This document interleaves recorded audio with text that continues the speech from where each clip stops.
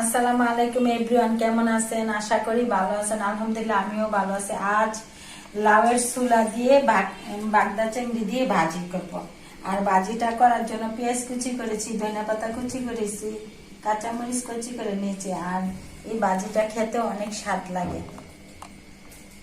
কিভাবে করতেছি আপনাদের সাথে শেয়ার করতেছি। আমি পেঁয়াজ কুচিগুলো দিয়ে দিচ্ছি।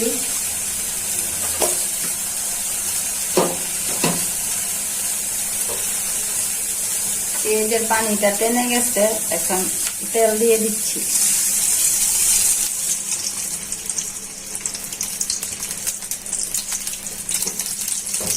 সাথে দিয়ে দিচ্ছি চিংড়ি মাছগুলো। চিংড়িটি তো ভাজতে হবে, পেঁয়াজ আর চিংড়ি মাছটা একসাথে ভাজা হয়ে যায়।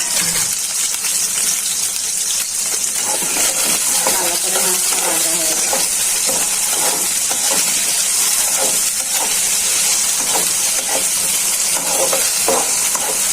এখন মাছগুলো ভালো করে ভাজা হয়ে গেছে। এখন দিয়ে দিচ্ছি স্বাদ মতো লবণ, দিয়ে দিচ্ছি চিংড়ি মাছটা একটু আদা বাটা, দিয়ে দিচ্ছি পরিমাণ মতো রসুন বাটা।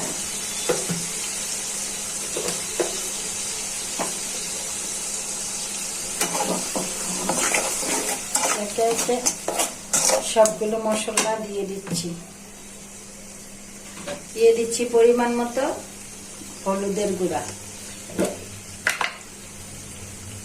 দিয়ে দিচ্ছি পরিমাণ মতো মরিচের গুঁড়া।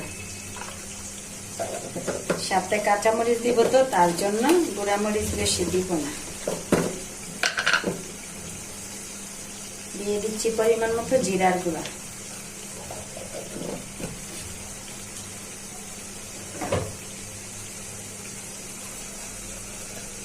মশলাটা যাতে পুড়ে না যায়, হালকা একটু ঝুল দিয়ে দিচ্ছি।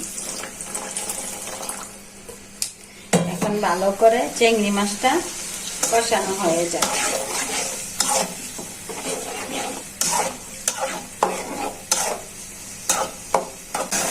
এখন মাছটা ভালো করে কষানো হয়ে গেছে, যেহেতু ভাজি করবো তার জন্য এটা কষিয়ে নিচ্ছি। এখন লাউয়ের ছোলাগুলো দিয়ে দিচ্ছি।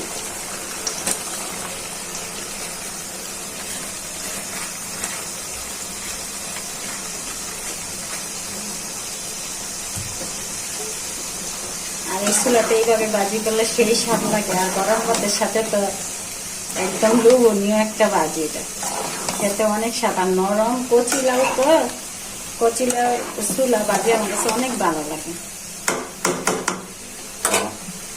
সিদ্ধ হওয়ার জন্য বোনেরা একটু ঢেকে দিচ্ছি।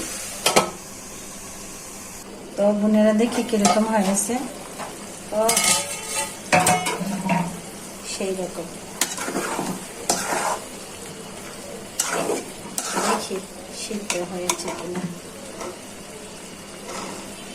একবারে গুলিয়া গেছে গা, কচিলাম না, সেই রকম হয়েছে।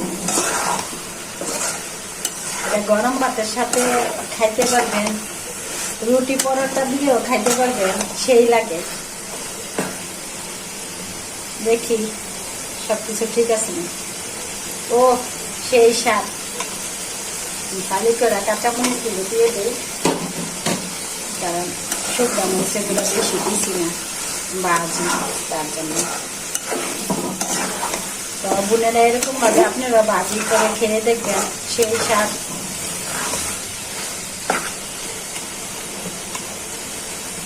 ধন্যবাদ সেটাই দিচ্ছি।